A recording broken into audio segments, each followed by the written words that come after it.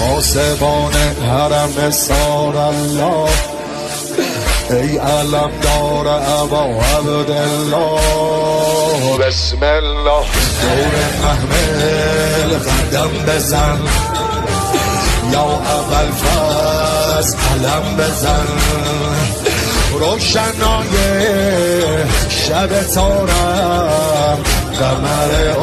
بنی به تو گرمه دل زینب پسر بنی، ابرواد و مه و خورشید دور قافله میگردن، ابرواد و مه و خورشید دور قافله میگردن، به خیمه های سارالله عرض ارادت میکردم، عرض ارادت میکردم. یا عبدالله یا حسین حسین، یا عبدالله یا حسین حسین، یا عبدالله یا حسین حسین، یا عبدالله یا حسین حسین.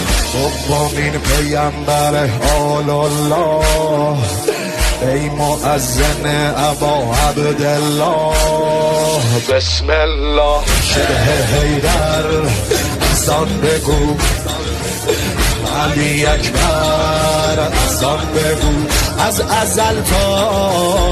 به قیامت به خدای فاطمه مثل خورشید میدرخشن بچه های فاطمه، یک به یک از راه رسیدن جوانای بنی هاشم، یک به یک از راه رسیدن جوانای بنی هاشم، تا پرچم حسن اومد حضرت شهزاده قام. یا عبدالله یا